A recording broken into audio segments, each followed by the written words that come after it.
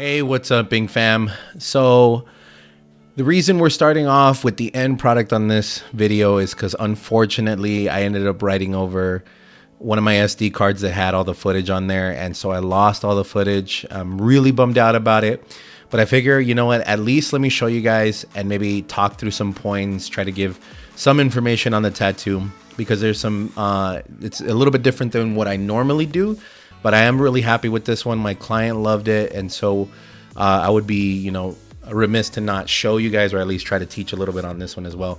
But so first and foremost, I'm always using my Ambition Soldier tattoo machine. Yes, it is, like the Amazon special, not a high-end machine. It's very comparable to a Bishop wand, and that's the machine that I was on before. My Bishop ended up taking a crap, and so I had this one laying around. At the time, I was like, let me just start working on it. And it's been rocking. Honestly, I don't see myself needing to switch anytime soon, especially when, a high-end machine is going to run me at least $700 to maybe even $1,200. So if it's doing the work, and it's actually doing a really good job packing colors, packing black.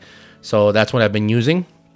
And then this one, and on most of my tattoos, I use dynamic black. I like to use triple black for my darkest value, and then I use regular dynamic black for, my gradients and that sort of thing. In this one, it was Empire White. I ran out of my Starbright White. I usually like to run Starbright. That's actually my favorite white. It's pretty strong on most skin tones. And so this one, I made my own mix. So I always do one ink cap of solid triple black, and I actually mix a little bit of regular dynamic black into it, so that way it's not so, it could be kind of grainy if I don't mix in some regular black into it. So I like to, do my triple black with a little bit, let's say 80% triple black with 20% regular black. That's one ink cap. And then I do about a 75% regular dynamic black, and then my white ink, in this case being Empire White ink. And then the next ink cap is about 50%. The next one is about 25%. And then the last one is pure white. Always put a little droplet of water in your pure white if you're going to be using the white at the very end. Here in Arizona, it's pretty dry. It's pretty hot. And so, ink definitely dries up pretty fast. White ink is notorious for that. You don't want to barb your needles on that white ink.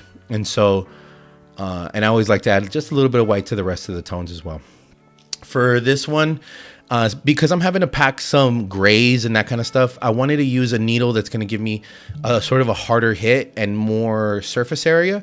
So I like to use the 12 gauge needles, and I'm using Stigma for most of this tattoo. So I used a regular 7 liner for some of my smaller stuff. I didn't really need a very thin liner, so I stuck with the 7 liner.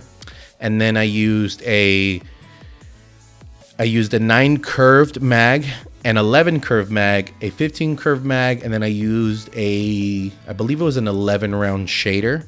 All of them from Stigma, all of them 12 gauge. So that's regular size needles. The other size that a lot of people know of is Bug Pin, and that's the 10 gauge. So I'm using the 12 gauge. This is also a cover up. I don't know if you could see it, but towards the eagle, there's a very old faded tattoo that's underneath. There was actually a wolf that looks like it was going to become a tribal tattoo, but he never finished it. And then down by the wing, as he opens up his arm into the bicep area, there is a money sign. And so what I did was, first, I made sure to do all of my black tones in that wing first. And then slowly but surely going into some of my mid-tone grays, kind of layering and adding the gradients as I go along, but mostly focusing on my blacks. And then when I get to the black of the old tattoo, I use a little bit of my light gray to kind of break that up. I kind of punch it into the skin. And then I might use a mid-tone gray as well to kind of punch it into the skin. I usually do that with a liner, or maybe like my round shader. And that's just to kind of break it up. At the very end, I'm going to run white ink over it. I think I gave it like 3 passes with white ink, really pressing it into the skin. And of course, you got to be careful with that. You don't want to press it into the skin too much, because then you can cause trauma to the skin, and we don't want that. And so you got to, do it carefully. and make sure you're doing it with even pressure. Let the skin rest before you give it another pass, especially with white ink. And as we move along, I'm laying down some mid-tones first.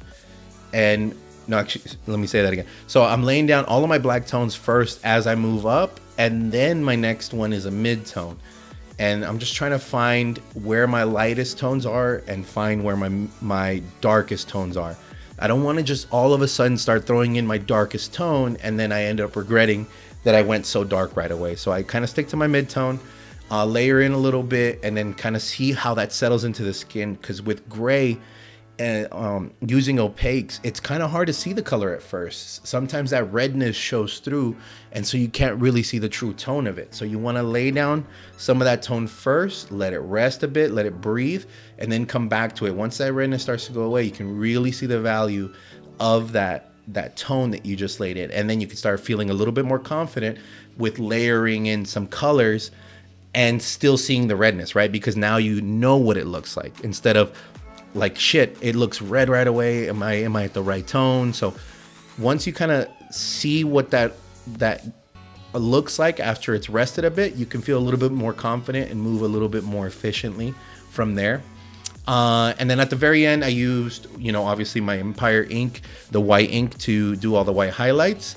For the blue in the eyes, I used Radiant. Radiant is one of my favorite colors to use. It's very strong, very high pigmented, and so for stuff like this, it's going to give you a very bold look, very bright, but not everybody's skin does well, or actually not all of the Radiant colors are as bold as this. I think their cool colors are really good, so a lot of their light blues, their teals, and a lot of their like light greens, some of their purples, especially their purple, I think is really strong in compared to some other brands.